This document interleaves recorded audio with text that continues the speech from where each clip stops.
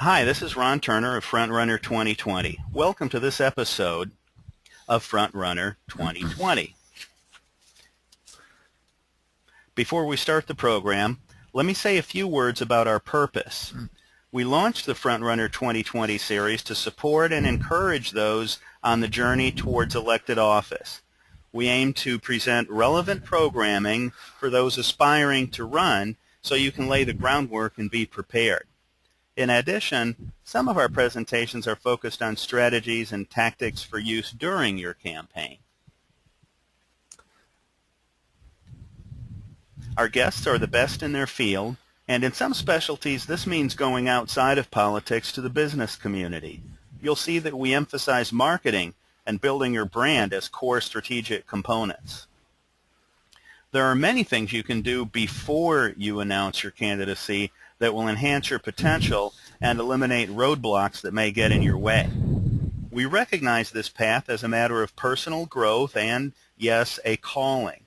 Please tell us what you need to be more successful, and we'll plan future programs around your feedback.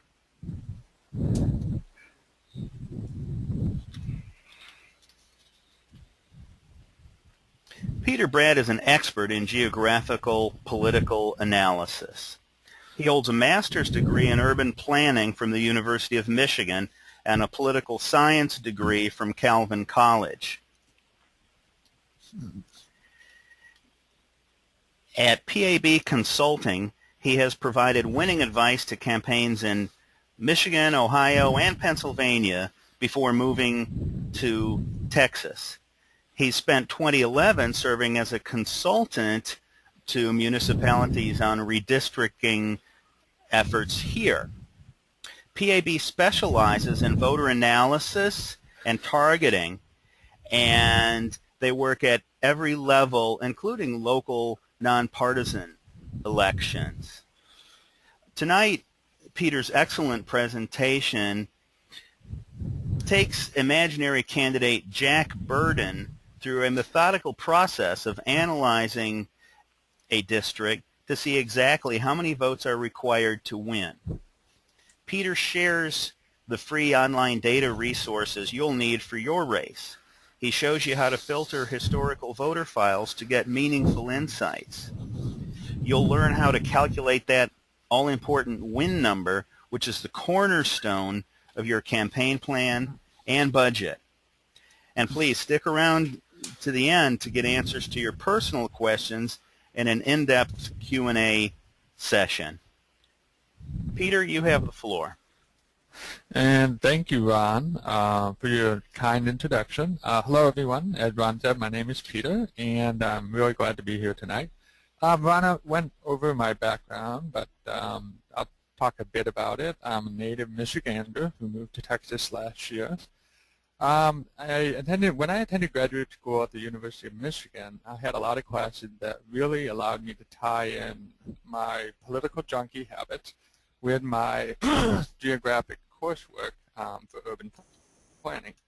So Ron mentioned earlier that for people running for office is a calling at times, and for me I would say that being interested in politics is certainly a calling for me. And so that's why I decided to start up a little group called PAB Consulting, which, as Ron said, specializes in precinct analysis for campaigns looking to develop a campaign plan as well as a vote targeting plan to win an election.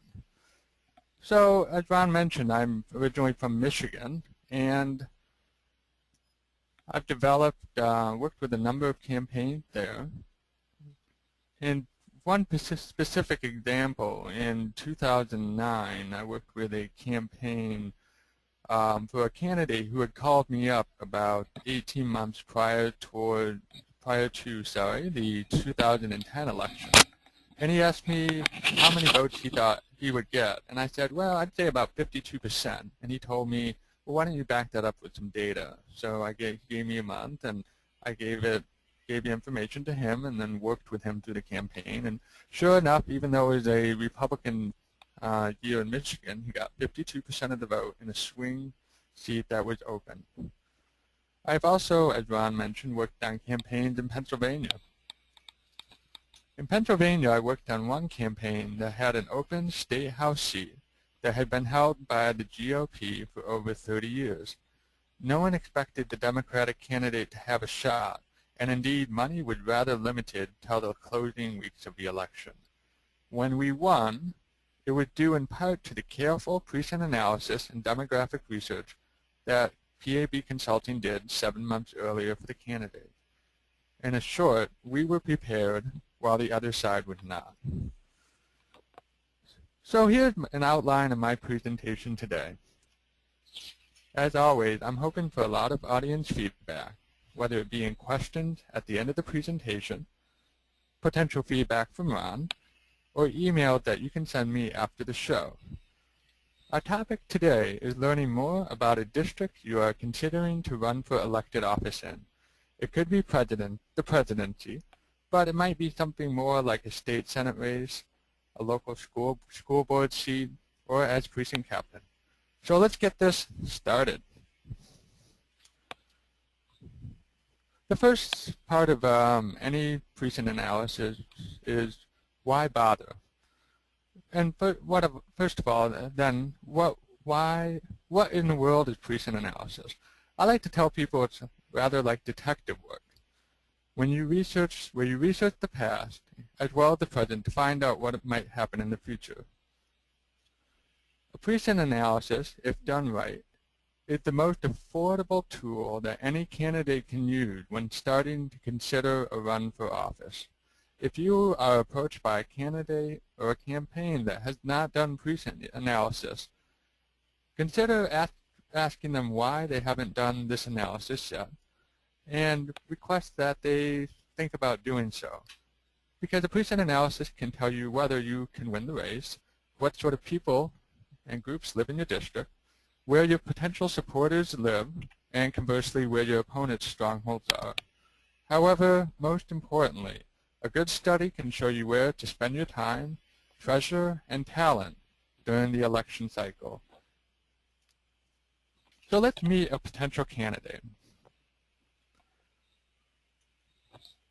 We got a real interesting guy named Jack Burden who's thinking about running for a race. Now, some of you who are into movies and literature might remember someone named Jack Burden from the book by Robert Penn Warren called All the King's Men. But, you know, Jack is also thinking about elective office, and he's thinking about doing some precinct analysis for himself. Now, Jack right now lives in the city of Dallas, and is a resident of one particular part of the city, which is located in District 14 of the City Council.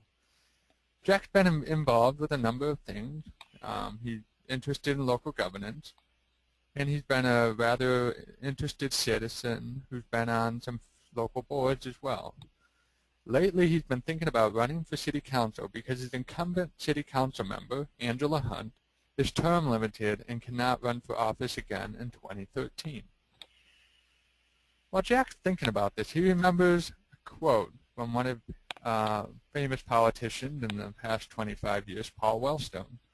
Paul Wellstone said that the best campaigns don't occur in the most favorable district, but rather establish a campaign plan that utilizes research and analysis to win in a tough district. With these words of inspiration, Jack decided to get started on his precinct analysis. So when did Jack decide to do his analysis? Because he's been thinking about running for office, he decided to do some precinct analysis during a typical beautiful 100-degree day in Texas. He's happy that this task will be relatively short and decides to tell some of his close friends and supporters about his decision to do the analysis. He decided to do the analysis himself, in part because he wants to learn more about the district. So now that Jack is ready to do the precinct analysis, what sort of information does he need?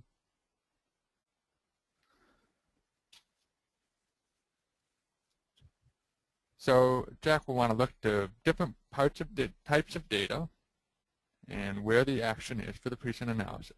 So of some of the data sources Jack can use, he starts off with some census data to get a demographic profile of District 14. The U.S. Census has a large amount of data available on its website, and you can use the Fact Finder program to pull data at the census block or voting district VTD level, which will likely give you the precinct information you need. And on this slide, we have a nice looking chart that, map that shows U.S. county population growth and loss. And this information is gathered from the census redistricting data. Now, with the census information, just to let people know, the Census Department has recently broken up the long census form from the typical census questions. So there are going to be two sets of data, the American Community Survey data, which is ACS, or regular census data. Both can be effective for your analysis, but generally the further you get away from the census year, the more up-to-date the ACS data will be. So after looking at this demographic data, Jack wants to look at some election data. Since Jack lives in Dallas, Texas, he's going to go to the City of Dallas City Secretary's Office for data, which can be found online at the link listed on the slide, and the page will actually direct him to the Dallas County Clerk. So different states have different levels of government responsible for the election data. In Texas, we have that responsibility at the county level. In other states, like say Michigan, the responsibility is at the county level for some races, for this municipal level for other races. But regardless, you're going to want to go to find this information. For Jack, he's lucky because the city secretary has data going back to 1990. And most states have this data in an accessible location, such as a website, and in a user-friendly format, such as Excel. So after getting the data, Jack fires up his computer. He pulled the election data relevant to his race, and he's smart because he grabbed election data from the years he's interested in looking at, from 2005, 2007, 2009, and the 2011 Dallas City Council election. But he also grabbed the election return from the mayoral races that were held in 2007 and 2011 to see if turnout differed between the two races.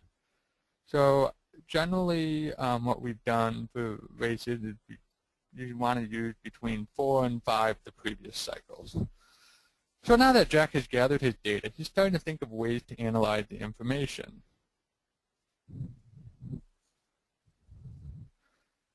Jack pulled the following bits of information into his Excel table. And I like to think of when we have this sort of data as part of making a tasty bit of cake. You'll need a precinct identification number, the number of registered voters in each precinct, the number of actual voters, the voter turnout percentage, the number of early voters, the number of absentee voters, and the number of voters who cast ballots for each of the candidates, as well as their resulting vote percentage. Now Jack had this data, but before he starts to work, he grabs a precinct map. Now these are very helpful because it helps you visualize where this information is coming from. And Jack is able to grab the precinct map of his district from the City of Dallas.